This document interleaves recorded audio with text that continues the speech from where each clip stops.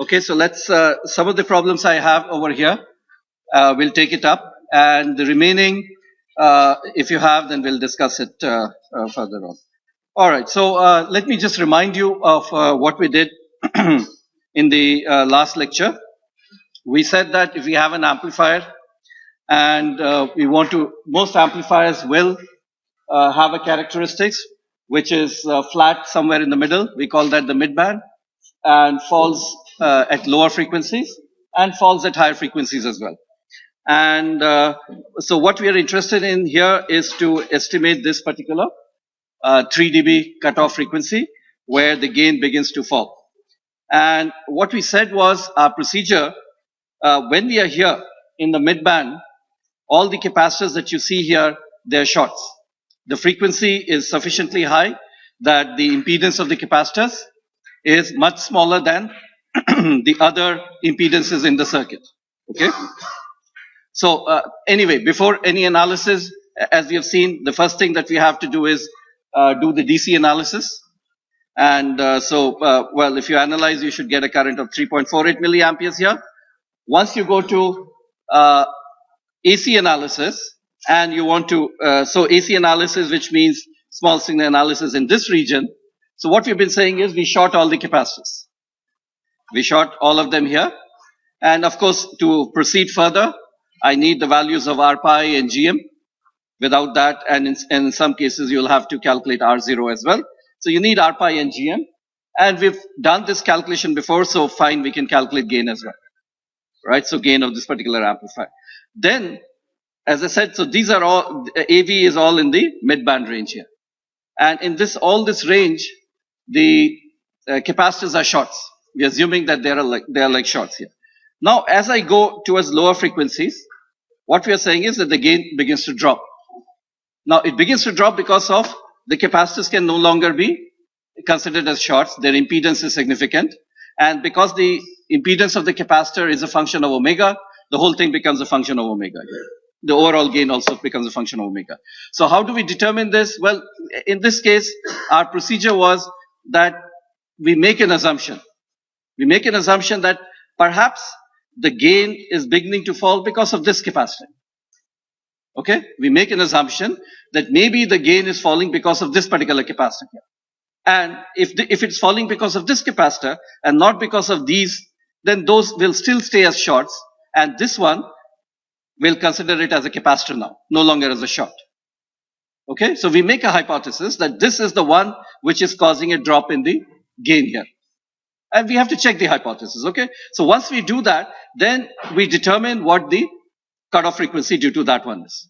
And the procedure for cutoff frequency is that when you have one capacitor in the circuit, all you have to find out is what is the net resistance that particular capacitor sees. Okay, so in a capacitor like this, you say what is the impedance looking right, what is the impedance looking left. Looking left is 0, looking right is, we'll see all those calculations later on, and you calculate f equal to 1 by 2 pi, the time constant. And thereby you assume FB is equal to 24.4. That's one hypothesis. The other hypothesis could be, well, maybe it's not this capacitor which is causing this to fall. Maybe it is this one. Okay, so what we do is, well, then we make this back into a short, and we say, okay, this is not a short anymore. So let's calculate the time constant due to this one.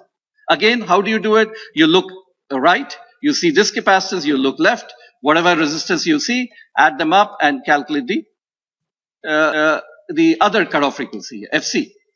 Then the next thing is, well, maybe it's not this one.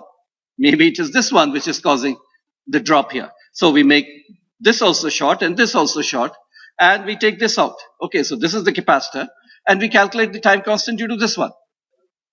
Okay, and we calculate FE here. And as I said, in many cases, you'll find there is one dominant frequency. So this assumption was wrong. My gain is not falling because this would have fallen at 24 hertz. This would have fallen even lower, 3.6 hertz. This says gain should start falling at 2.18 kilohertz. So obviously, this is the true assumption.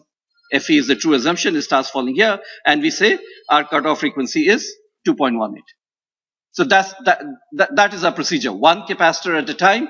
We calculate the 3 dB frequencies. Whichever one is dominant, the largest one, we say that's the cutoff frequency. If they're all comparable, we simply add them up. Okay, we simply add them up and say if this was 24 and this was 20 and this was also 15, we add them all up and we say that's the effective 3 dB frequency. Okay, so that's our procedure. Any circuit that is given to us, this is all that we have to do. So it basically boils down to one capacitor at a time. It basically boils down to calculating what the effective resistance is. And that's why I've been emphasizing calculation of resistance looking right, resistance looking left, all those effective resistance calculations. All right, so that's a method for 3 dB cutoff frequency. As you can see here, there is nothing additional that is required here except that couple of more impedance calculations here. All right, so let's take up problems then. All right, first problem, relatively simple. Determine the lower cutoff frequency for the amplifier shown below. The transistor is biased at 2.6 milliampere. If our focus is on 3 dB cutoff frequency, many times we'll give you the bias current. Okay, and if the bias current is given, do not attempt to recalculate the bias current. Okay, you know you will be given some RBs and all that. Don't waste time recalculating it and checking whether what I've given is right or wrong. Okay, it may be slightly off. You may calculate and find it is 2.7. All right, so don't get into those things. If his bias current is given, fine, take it as and proceed. All right, so 2.6 milliamperes here. So as usual, since DC analysis is not required, bias current is given. So the first thing that I need to do in all of them is calculate my RPi and GM and all that is required here. And then one at a time, calculate the frequencies. So you assume this one, and when you take this particular one, note that the effective resistance in series with this particular capacitor. So when you look left here, when you're calculating resistance, all independent sources are shorted. When you're calculating what is the resistance in the circuit, all independent sources are shorted. So this will become ground. So when you look left here, all that you see is ground. So there's no resistance. When you look right here, what do you see? Well, what I'm saying is when you look right, what you see is the input impedance of the amplifier here. This is the definition of input resistance of the amplifier. At this point, when I look right, what do I see? Whatever is the amplifier looks like a resistance to me, and what is the value of this? And we call it Rn. And it's easy to see that Rn will be equal to, there is a resistance here between base and emitter, which is Rpi, and in parallel with Rb, note that this will become ground. So Rb parallel Rpi, so this will come out to be 1K, and we calculate our FB, which is 2 kilohertz. The next thing we do is calculate due to this one. Again, is the same, 1 over 2 pi Cc here, collector coupling capacitor here. When I look right, I see 4K here. So RL is 4K here. When I look left here, I see two things. Between this node and ground, note that this is also ground, there is 1K. And between this node and ground, what I see is when I look into the collector, I see R0. And R0, we have been saying, since it is not given, if early voltage and all that are not given to you, simply say R0 is infinity. Don't bother to calculate. Okay, it means that the R0 is very large. So when I look down here, I see R0, and when I look here, I see 1K. Effectively, what I have is R0 in parallel with 1K. R0 is not given, it's very large, so it's effectively 1K. So we put here, which is RC, which is 1K here, and we calculate the value. And as I said, in cases like this, where you see 2 kilohertz here, and you see 200 hertz here, the choice is very clear that our cutoff frequency is indeed 2 kilohertz. Okay? All right, so relatively simple here. What about this one? This is slightly different. It's not just about cutoff frequencies. It's about, let's read. So the question asks, is it possible? So the schematic is given, and the question is it possible to obtain the following values of open circuit voltage gain, lower cutoff frequency, and output resistance?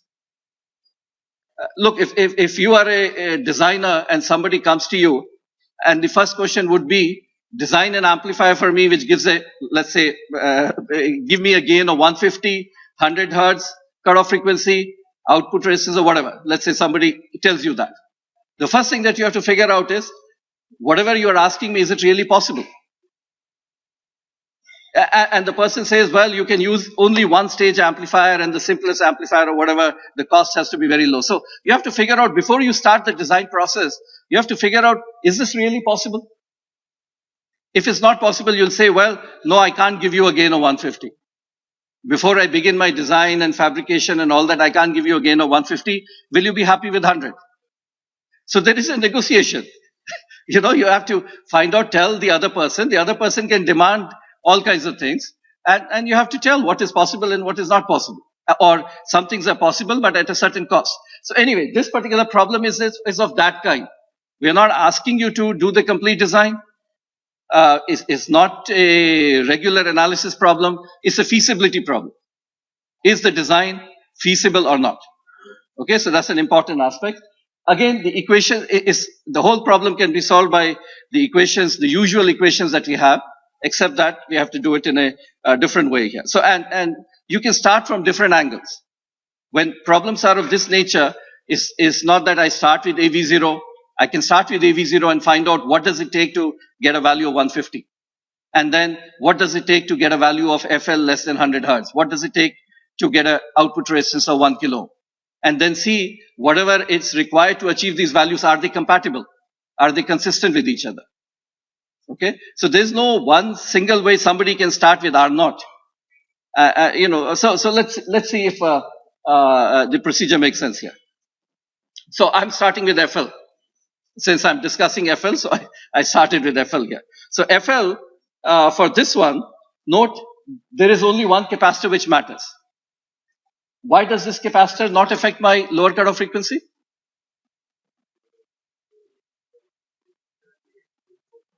What is the time constant associated with this capacitor? Well, the resistance associated with this capacitor is infinity, because when you it's open. All right, so there's no time constant associated with it. There's only one capacitor there. So my 3 dB frequency is 1 over 2 pi, 10 microfarad by 2 pi here, 2 pi here, and the net resistance that this particular capacitor sees is RB parallel R pi. Fine, so I write down this expression. And it says FL should be less than or equal to 100 Hertz. Now, that's what I'm trying to tell you. I don't want to design the amplifier, so I don't know RB at present. Okay, but can I say the following? FL will be greater than or equal to 10 to the power 5 by R pi. All this if I do, it will come out to be 10 microfarad is 10 power minus 5, 2 pi cancels, so 10 to the power 5 by R pi. Can I say that? Because RB parallel R pi has to be less than R pi. Okay, so I can write this. Okay, fine, 10 to the power 5 by R pi. Then I write 10 to the power 5 by R pi must be less than 100 Hertz. Okay, that tells me that R pi must be greater than 1 kilo ohm. All right, no problem so far. Once I know R pi is greater than 1 kilo ohm, I know R pi is VT ICQ by beta. That must be greater than 1 kilo ohm. So it's telling me that ICQ must be less than 2.6 milliamperes. Not volt, 2.6 milliamperes.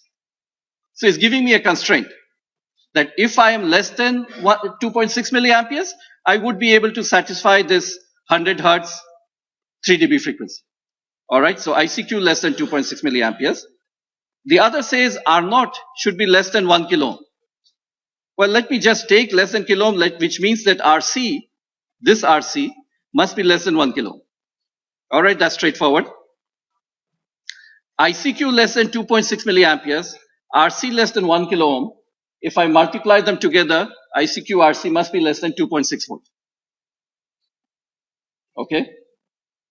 Gain, open circuit voltage gain is ICQ RC by VT. ICQ RC is less than 2.6. 2.6 by 26 millivolt is 100. All right. So what it says is maximum open circuit voltage gain that I could get is 100. So therefore, this is not possible. This particular demand that can I get this gain, this cutoff frequency, and this output resistance is not possible. It's not feasible. And this is also telling you now, whoever is asking you to give this value, you can say, well, I can give you 100 hertz, I can give you 1 kilo ohm, and would you say I can give you 100? Or would you be conservative and say, because these are all less than and there are some approximations, so you'll probably say maybe I can give you 90 or 85 or whatever to keep some safety margin. Because once you make a commitment, you don't want to say, no, I can't give you 100 anymore. All right.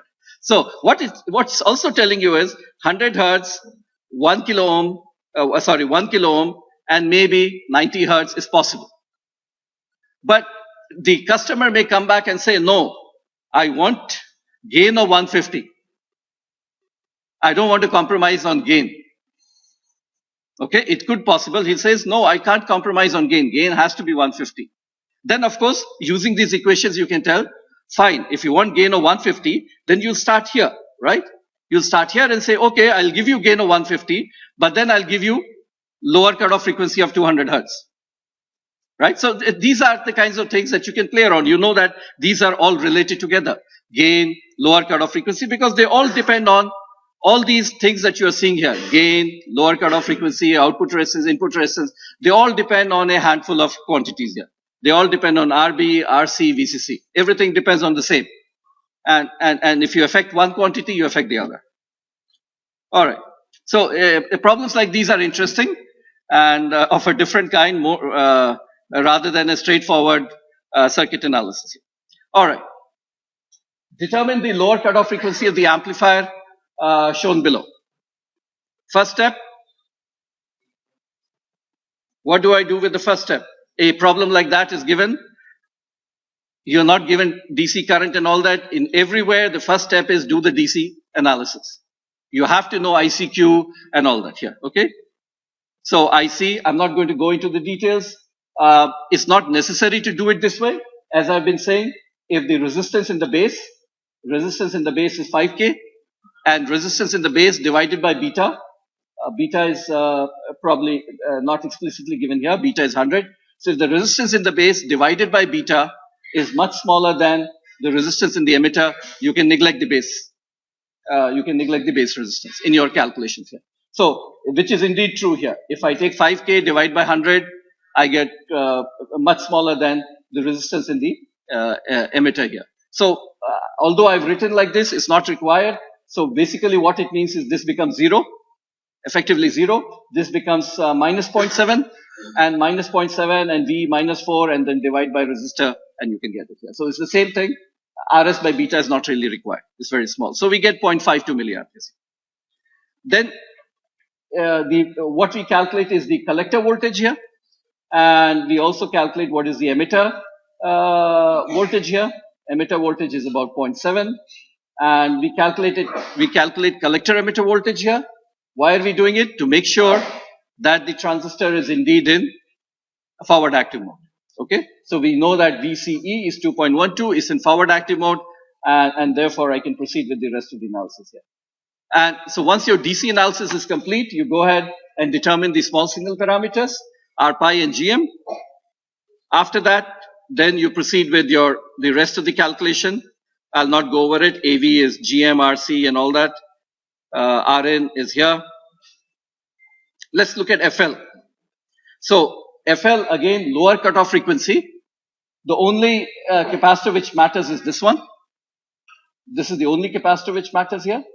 And the resistance seen by this particular capacitor is, if I look towards the left here, what I see is a resistance between here and ground, which is RE2, fine. And I see between this node and this entire circuit is a resistor, mind you. Once I remove the independent source, this whole circuit between this node and all this particular circuit is also a resistor. So what we call is, what is the resistance looking from this particular part looking up, let's say, all this circuit. All this circuit represents a resistor and we are asking what is the value of that resistor here. So that resistor will come in parallel with 5.41. Okay. Now, what is the resistance when I look up here? When I look up, what do I see? I see 0.9K and then whatever is the resistance looking into the emitter. Okay. So what you should ask yourself is, if I look into the emitter at this particular node, I see a resistance. What value of resistance will it have when I look into the emitter? R pi plus Rs divided by beta. So that's the resistance looking into the emitter. That resistance plus 0.9K will tell you what is the resistance looking up. All right, up, up here and down here. Up means up in the circuit. Okay, so when you're looking up, it means that this whole circuit, which is there, can be replaced by 0.9K plus R pi plus Rs divided by beta. And the resistance, the other resistance is 5.4. So see that if this makes sense here. The overall resistance seen by my capacitor is Re2. This is Re2 in parallel with Re1, which is here, plus R pi by Rs by beta here, and therefore our calculation, the frequency turns out to be 118.5. Okay, so again, do not, well, I'm not forcing you, but try to do it by using the approach that we said, what is the resistance looking into the emitter, resistance looking into the base, resistance looking into the collector. That will simplify things. All right, determine the lower cutoff frequency of the amplifier shown below.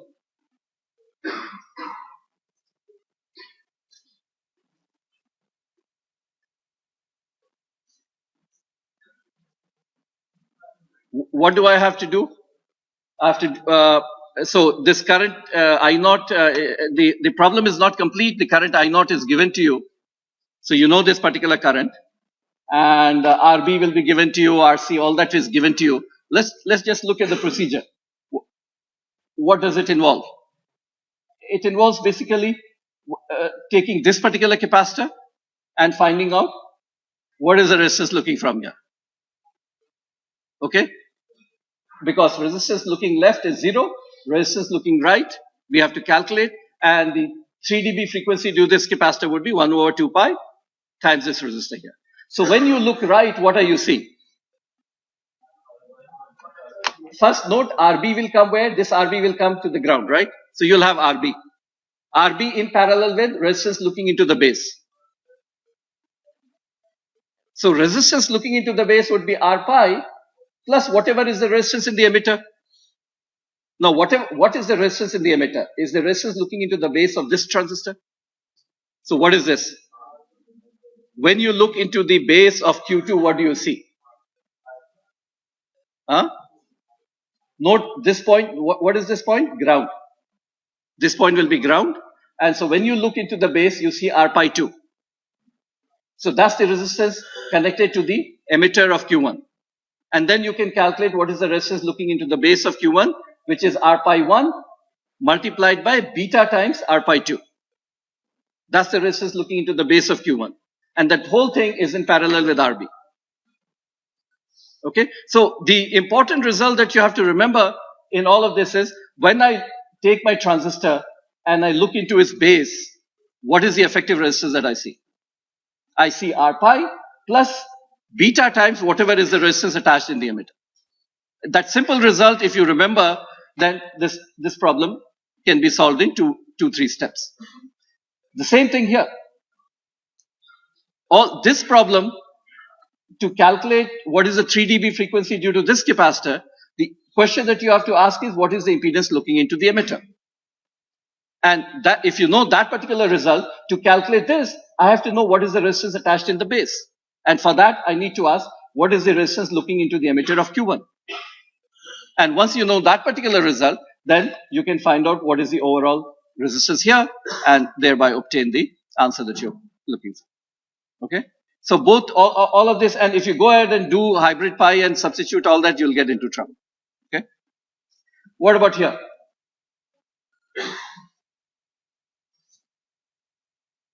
Determine lower cutoff frequency of the amplifier shown. We'll assume that DC analysis has all been done. And so is there an issue? Let's see, with 100 microfarad capacitor, any problem calculating the effective resistance? This resistance in parallel with R pi. Okay. What about this one? It would be 1.3K in parallel with resistance looking into the emitter of Q2. What is the resistance looking into the emitter of Q2? R pi is there, but what else is there?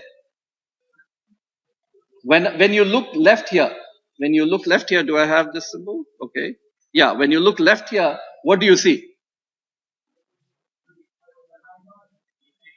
You see 3K, right? Along with that, R naught. So 3K in parallel with R naught of this transistor here. And if R naught is not given, then this is simply 3K. So what is the resistance in the base of this one? Is simply 3K. So what is the resistance looking from here? It is R pi 2 plus 3K divided by beta. And thereby you can calculate what is the 3 dB frequency associated with this one. And whichever one is smaller, you use that to calculate your 3 dB frequency.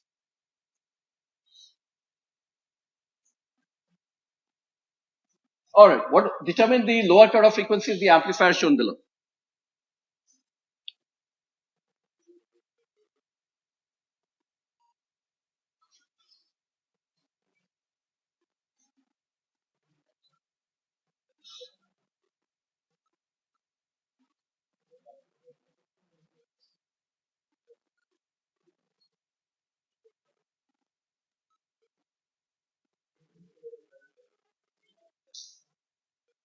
What is the lower cutoff frequency of this amplifier? Huh? Yeah, we'll put VCC to ground. We'll remove the current source, open circuit, all that we'll do.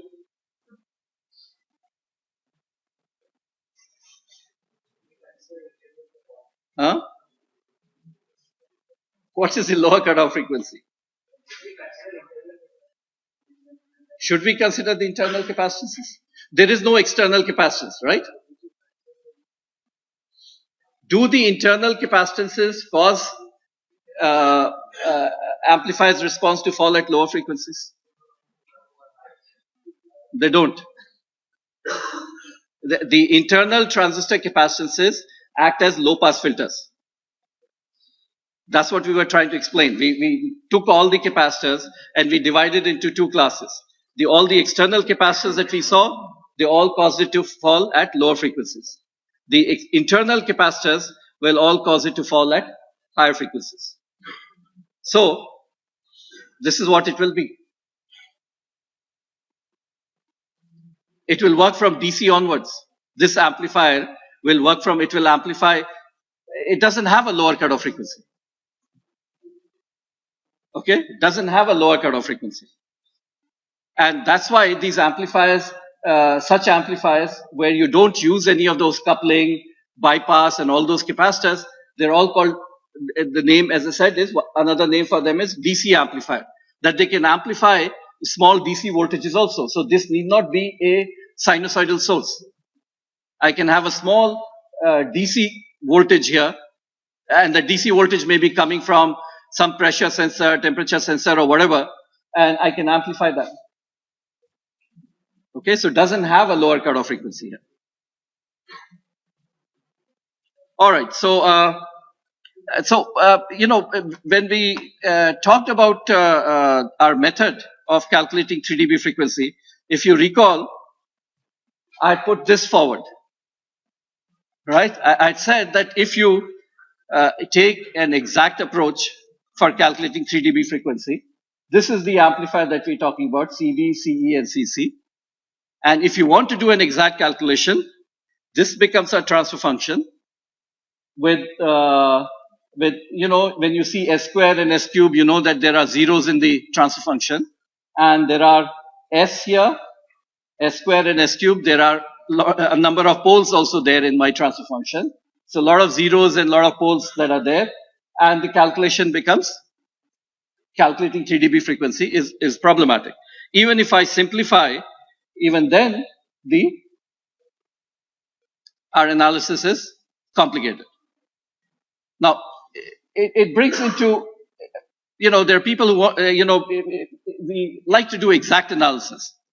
But exact analysis, as you can see in most engineering problems, you're not able to do. So compare the method. Let's say if somebody could do all this, calculate the transfer function, somehow crunch all the numbers and come up with a value, right? Obviously you can see with a lot of effort, estimating all the poles, all the zeros and all that, and comes up with a value here. Compare the method, this particular method, versus the method that we have been talking about. Right? Our method here. Compare this particular method. What's the difference between the two? No, so you're not trying to solve the problem exactly from first principles, writing down the transfer function, calculating all the poles and zeros. That particular method is not working, will not work. So this particular method is based on an iterative approach, making assumptions, making approximations, checking out what these values are, and then, a first iteration, we calculate cutoff frequency as 24.4 hertz. Second iteration, we calculate 3.6 hertz. Third iteration, we calculate 2.1 kilohertz. After these multiple iterations of calculating cutoff frequencies, we find, well, most likely 2.18 kilohertz. And the person who would do the exact analysis, and after a lot of effort, after 1 week of calculations, will arrive at an answer which is probably same, very close. Maybe it differs only in the first decimal place. Okay? So the point is, I think a lot of people are feeling uncomfortable sort of in making approximations. Where do I neglect base current? Should I include RB? Should I not include RB? Right? But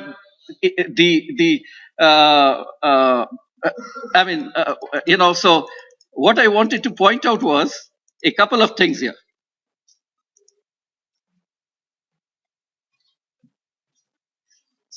Although we are discussing circuits, I sat down and I wrote a few things. Important elements of engineering, analysis, and design. Judicious use of approximations. If you go with a mindset, I'm going to do exact analysis, first principles, and all that, let me tell you, very soon you'll get lost. You'll not proceed very far. Okay? And I was wondering, when did you first encounter in your studies this approximate sign? When did you first encounter? I'm sure in school, do you do approximations? If you do approximations, you'll get 0. I mean, if you're given a math problem, 100 plus 1, and if you write 100, you're not going to get anything. So when did you first do approximations? Can you recall which course, where did you have to do approximations? Huh? Square roots. Oh, you don't get it's an irrational number, so you have to truncate somewhere. Okay. All right. So up to a certain decimal place, you have to calculate. Maybe another one is, we've all used that approximation, pi. Pi is 22 by 7, right? But apart from that, where was the first, in your year, undergrad curriculum, where did you first use approximations?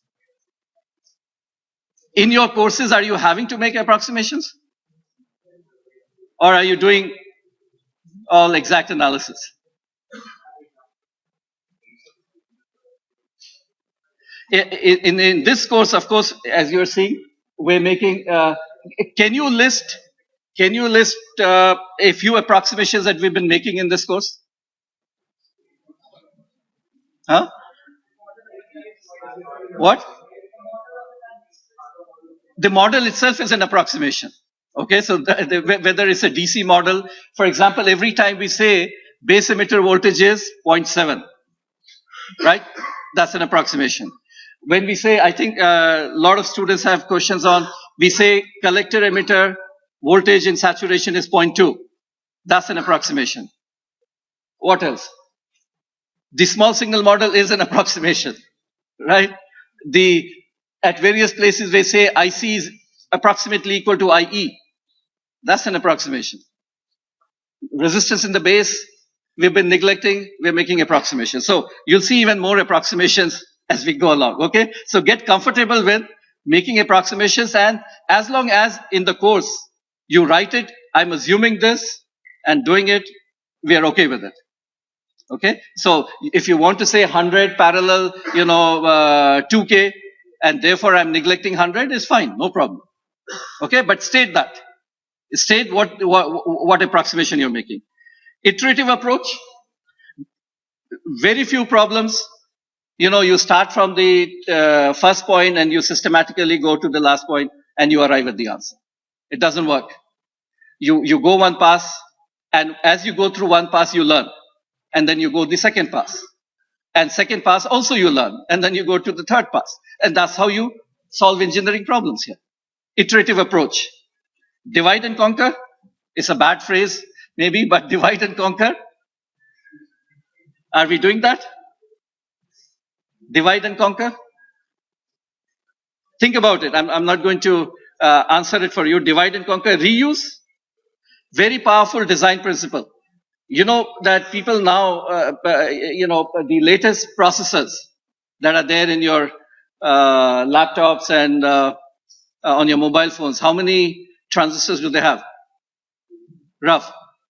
Millions or even a billion, right? How does somebody design a circuit consisting of 1 million transistors and the whole design is done within a year? How do you design a 1 million transistor design in 1 year? How do you do that? How do you do that? We are struggling here with a 2 transistor design, right? So how do you do a 1 million transistor design? Design is not done every time from scratch. There's a lot of reuse. There are a lot of blocks which have been designed beforehand and they use, many times. Anyway, division of labor. What does that mean? What does division of labor mean? Huh? Or division of effort, you are saying? Separate out that, okay? Division of labor, well, somebody is an electronics engineer, somebody is a chemical engineer, right? We have a division of labor. But here, what you would see is, I'm sure you are already perhaps seeing that I have a common emitter amplifier, right? And what am I demanding from my common emitter amplifier? Give me gain, give me input resistance, give me output resistance, give me cutoff frequencies, give me swing. And you make all these demands from one little entity, that entity will give up, right? I can't do everything. And in that problem that we just saw, your gain and frequency and everything, you can't do everything. So what do? When one entity can't do everything, so what do? You specialize. That's the solution, in society and in engineering also, you specialize. You can't be an engineer and a doctor and all that simultaneously, so you specialize. And this is what you would see. I think some people were asking, are we only going to do common emitter amplifier in this course? Well, we are going to do others, but what we want to do is look at common emitter amplifier in detail and understand what its limitations are, what it can do and what it cannot do. So common emitter, division of labor in the sense you'll see, if you're looking for gain, well, you go for common emitter amplifier. If you're looking for input resistance and output resistance, we'll soon see, a common collector amplifier. If you're looking for a very high frequency response, maybe you look for a cascode amplifier. All right, so you will see that very soon you'll get stages which specialize in something. They specialize on the input side. They're very good when you look at it from the input. They, for example, they're very low noise and all that. There are stages which will specialize at the output side. At the output side, you have the highest swing. So they don't have much distortion. They're very power efficient and things like that. There are stages which will specialize in gain. So division of labor, very, very powerful principle that you'll see everywhere in all engineering design. So very soon you find one stage can't do everything for you. And therefore, you customize it and make it a specialist in one particular part here.